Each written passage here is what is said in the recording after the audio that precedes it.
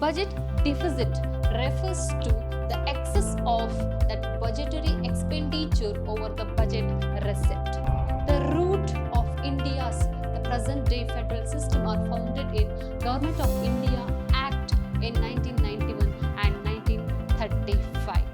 About any financial matter, about any administrative matter and any legislative matters. So whatever it is that center can direct state.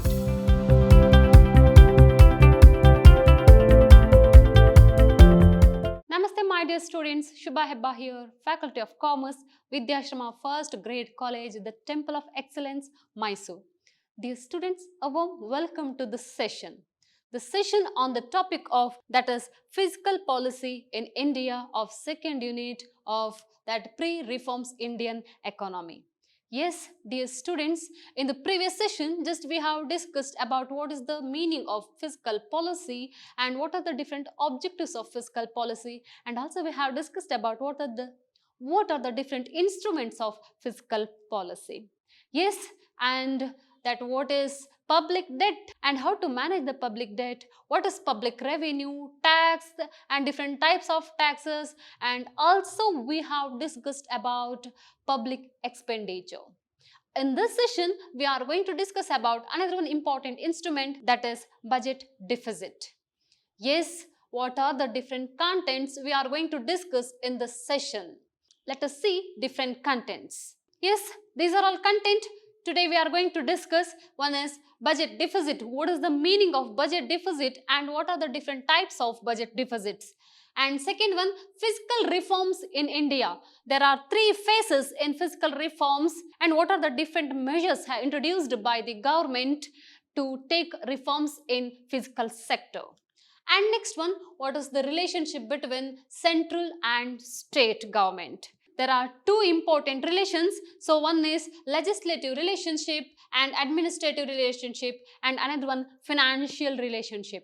Yes, the last topic of this chapter and also the last topic of this session and also as well as the last topic of this chapter, that is about Finance Commission of India. Let us discuss about budget deficit. Yes, what do you mean by budget deficit? Before going to budget deficit, so we have to discuss about what is budget. Budget, which means it is a financial statement of a country, particularly belongs to a certain year. Yes, that budget deficit. What do you mean by budget deficit? Budget deficit refers to the excess of that budgetary expenditure over the budget receipt. When it comes deficit, yes, there are three important factors. So one is deficit and another one is surplus and another one is equal.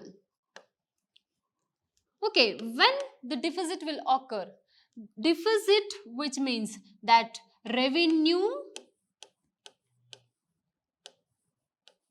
is less than expenditure. Okay, revenue is less than the expenditure, then it is considered as deficit. And surplus, so that is revenue is greater than expenditure, it is surplus. And when equal, revenue equal expenditure, it is called equal. That deficit budget, surplus budget and equal budget. So this is that three important types of budget. So that budget deficit in the sense, see here that excess of budgetary expenditure. Excess of budgetary expenditure than over its budget receipts. So what we have receipt, so it is lesser than expenditure. So that position is called that budget deficit. There are three important types of budget deficits. One is that revenue deficit and another one is fiscal deficit and third one primary deficit. Yes, revenue deficit, it refers to the excess of government revenues expenditure than over its revenue receipts. Okay, so government revenue expenditure is more than that revenue receipts. It is called revenue deficit. So how to write revenue deficit? Revenue deficit equals to revenue expenditure minus revenue receipt.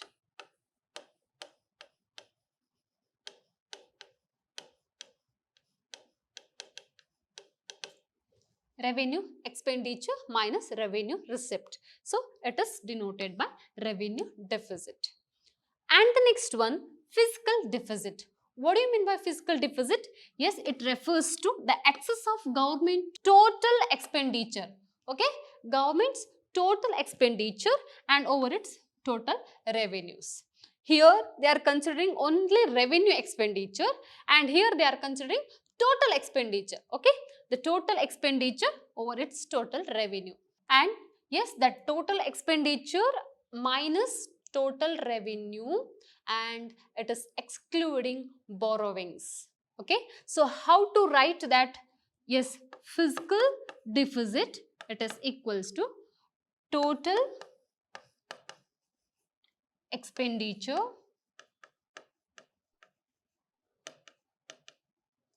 minus total receipt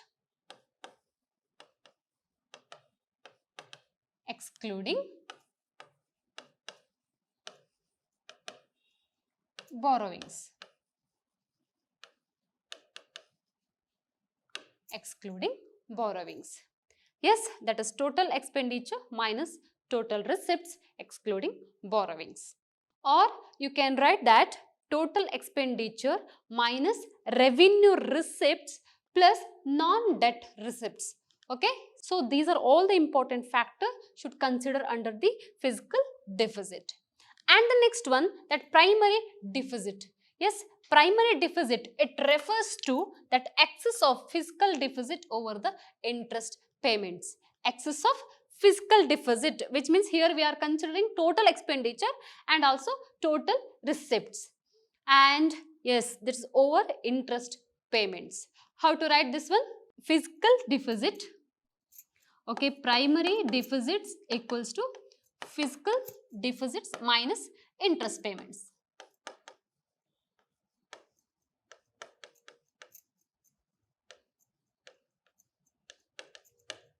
Interest payments. Yes, these are all three important types of budget deficits. And next go to that fiscal sector reforms. Till now, we have discussed about what are the different instruments of fiscal policies. Okay, now fiscal sector reforms. Yes, of course, fiscal policy or the fiscal sector which comprising the different important factor which can lead the economic system of a country. And what are the different objectives of fiscal policy? Yes, to maintain the stability in the economic system or just to try to achieve the growth status of economic system. So these are all the different important objectives which determine the fiscal sector of our country. Yes, there has to be necessary to take important measures to improve the fiscal sector of our country. The Government of India has taken several measures to improve the fiscal sector reforms. But that real reforms, it started from 1991. And one more important point we should note it here. Yes, it focused on raising the revenues through the taxation and just try to improve the quality of public expenditures. Yes, by this main objective, it has just introduced by the government and there are three important reforms has taken by the government. Yes, the first reforms aims at increase the growth rate of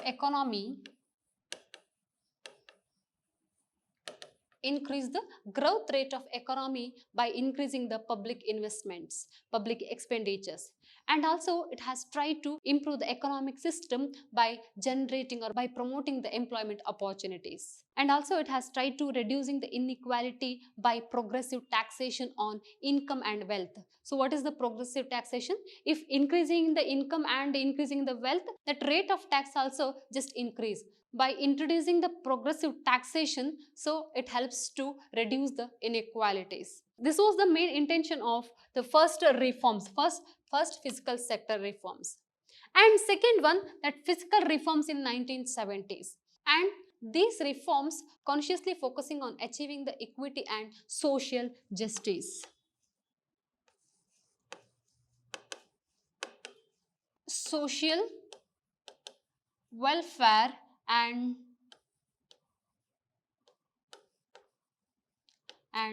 justice. Social welfare and social justice. And yes, the reforms in 1990s. So these reforms considered as a real reforms in fiscal sectors. So these reforms introduced in 1991 with the new economic policy conditions. Yes, just it has tried to reduce the role of RBI in financial sectors. And it tried to reduce the CRR and SLR, statutory CRR and SLR, reduce the rate of CRR, cash reserve ratio, and statutory liquidity ratios, and just try to reduce the role of RBI in financial sectors. And also it has tried to promote the private sector participation in financial sectors and just remove all barriers to entry of private sectors in many areas. And also it has introduced that is liberal licensing policy for foreign banks also. Yes, so these are all the different reforms introduced in 1990 with the new economic policy, or we can consider stabilization and structural adjustment programs. Okay, so this is all about that fiscal reforms in India. And another one topic which belongs to this chapter, so that is about central and state relationship of our country. Yes, the root of India's the present day federal system are founded in Government of India Act in 1991 and 1935. Yes, the Government of India Act 1919, just it focusing on a few important points. So one is relaxed the central control over the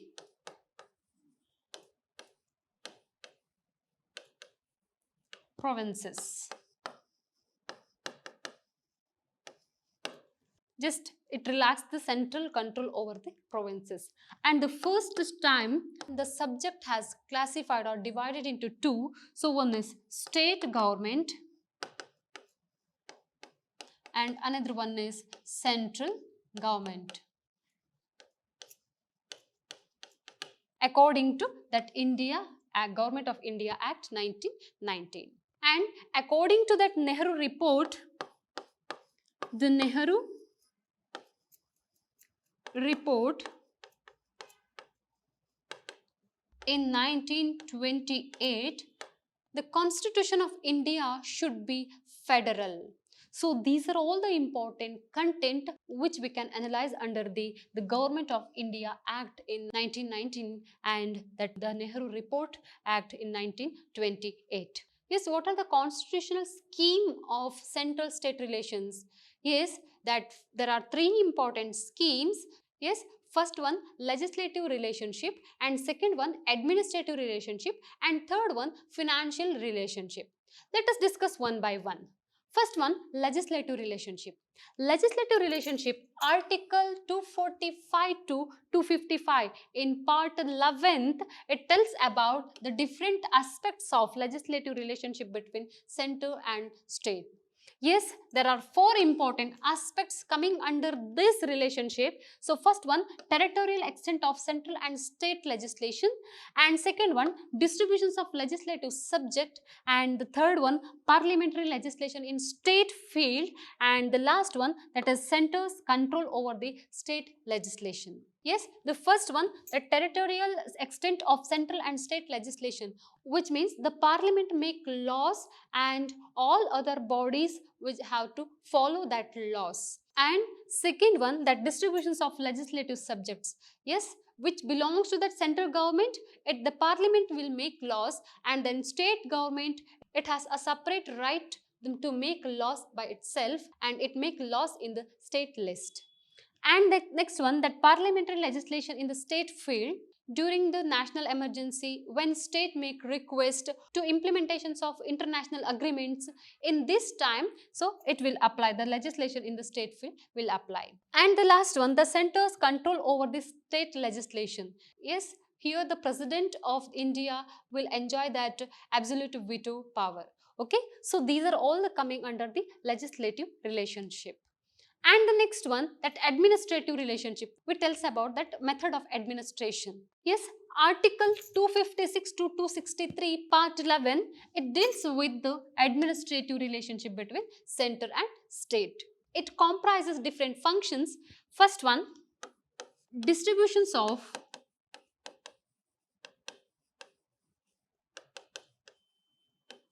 executive power.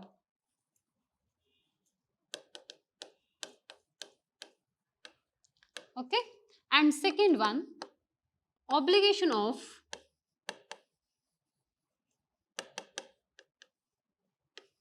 state and center. Yes, it is not possible to manage any obligations, any problems by itself to the states. The center can participate in this situation.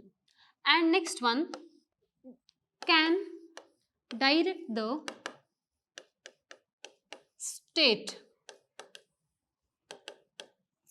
That center can direct the state about any financial matter, about any administrative matter, and any legislative matters. So whatever it is, that center can direct the state.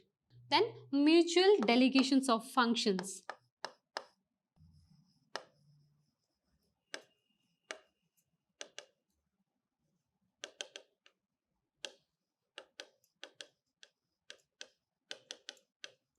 Mutual delegations of functions. Next, cooperation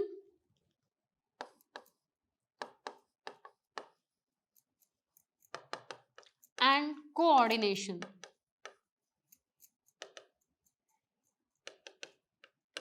Which means just to build a good relationship between center and states. And the next one, all India services. Yes, for providing the training to all the different officers like IAS officers, IFS officers. So these are all the different trainings which are given by the central government. And the next one, Public Service Commission.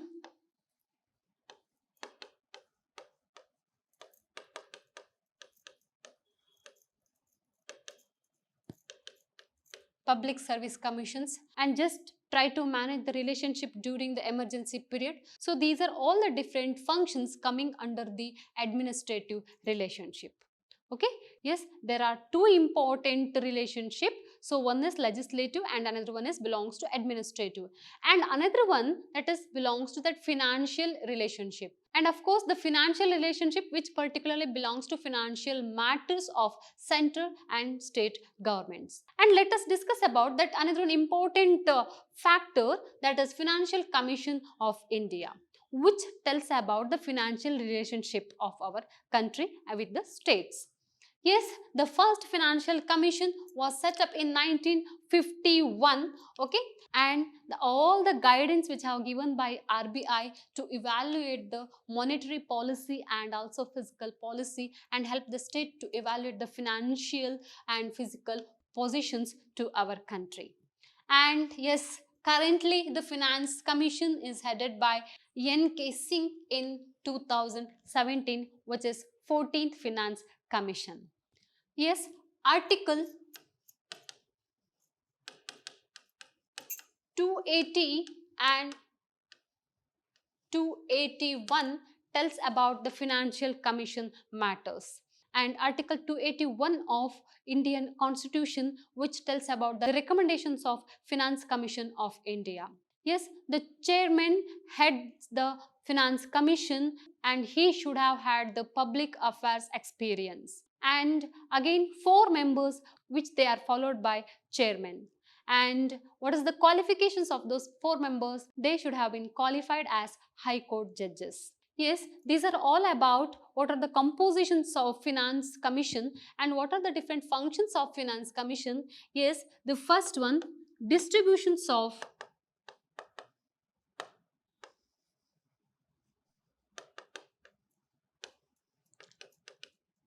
tax revenues. Distributions of tax revenues in a proper way, and try to consolidate the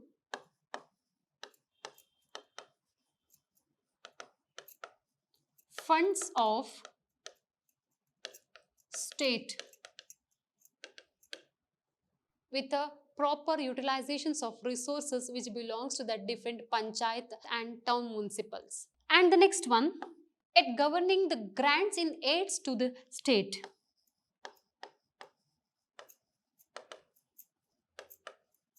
Grants in aids to the states. So it has performed a lot of functions regarding financial matters of our country. Yes, the Financial Commission which take initiative responsibilities to manage the financial system of our country. Yes, so these are all the different important facts which belongs to that Financial Commission of India. Yes, dear students, I am coming to the conclusion of this chapter. Yes, we have discussed what is fiscal policy and what are the different objectives of fiscal policy and what are the different measures taken by the government to reform the fiscal sectors. Of course, that RBI played a very important role to control, to manage the fiscal sectors of our country. And yes, what is the reforms? Reduce the RBI role in the financial matters and providing the freedom to private sector participation to raise the funds. And also we have discussed what is the relationship between center and states. I hope you have understand the concept and you are able to write the answer for any question which belongs to this chapter. Dear students, this is the time to say thank you for joining me in this session. I hope you have understand the concept. Keep watching, read well. Thank you.